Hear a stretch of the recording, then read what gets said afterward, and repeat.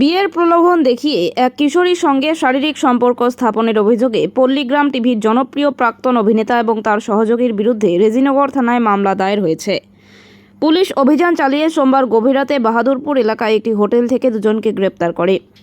Police সূত্রে জানা গিয়েছে, অভিযুক্ত কিশোর অভিনেতা দীর্ঘদিন ধরে ভুক্তভোগী কিশোরীর সঙ্গে সম্পর্ক রেখে তাকে বিয়ের প্রতিশ্রুতি দেন এবং সেই সুযোগে একাধিকবার শারীরিক সম্পর্ক স্থাপন করেন। পরবর্তীতে সেই প্রতিশ্রুতি থেকে পিছিয়ে আসায় তরুণী আইনি সাহায্যের আশ্রয় নেন এবং থানায় লিখিত অভিযোগ দায়ের করেন। অভিযোগের ভিত্তিতে দ্রুত পদক্ষেপ নিয়ে রেজিনগর থানার পুলিশ গোপন সূত্রে খবর পেয়ে অভিযুক্তদের অবস্থান চিহ্নিত করে এবং রাতেই হোটেল থেকে তাদের আটক করে। মঙ্গলবার ওই কিশোর অভিনেতা ও তার সহযোগীকে বহরমপুর জজ আদালতে তোলা হয়। ঘটনাটিকে কেন্দ্র করে এলাকায় চাঞ্চল্যের সৃষ্টি হয়েছে। জনপ্রিয় কিশোর প্রাক্তন অভিনেতার এমন কেলেঙ্কারিতে পল্লীগ্রাম টিভির দর্শক মহলেও আলোড়ন দেখা দিয়েছে। কি কারণে অ্যারেস্ট করা হয়েছে তোমাকে? কি কারণে অ্যারেস্ট করা হয়েছে? বাবুকে স্যার আসামি কৃষ্ণনগরে আছে এক হোটেলে, কৃষ্ণনগরে এক হোটেলে আছে আসামি। তা বলছে আমরা কাজ করছি কি না করছি সেটা যেন মিডিয়াকে বলবেন না, আপনার জোড়হাত, মিডিয়াকে যেন বলবেন না, যা বলবেন তাই করবো। তাই বললে তখন বলছে আপনি আসেন, নাহলে আপনার স্বামীকে দেন, যে আমি আসামি তুলতে যাই। কিন্তু আসামি আছে কোথায় সে খোঁজটা আমি দিই থানার পুলিশকে।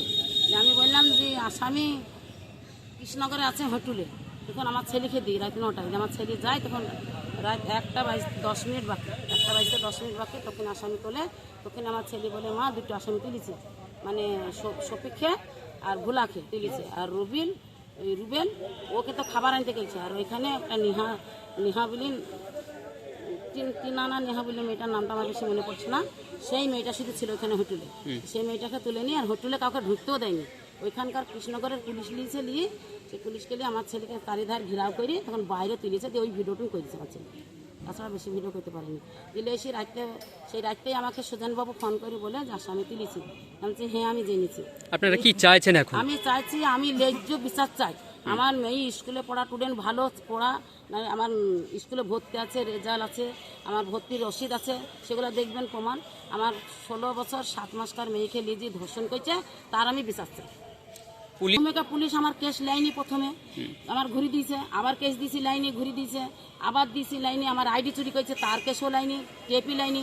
পুলিশ বাইরে এক মতন কথা বলছে, পুলিশ ঘরে যে এক মতন কথা ভিডিও করছে মোবাইলে, পুলিশ কোনো টেপি লাইনি। আমার যাতে ন্যায্য 16 আনা বিচার চাই, আমি সেইটা করছি, সেইটা আমি চাই, ন্যায্য বিচার। আপনার নাম?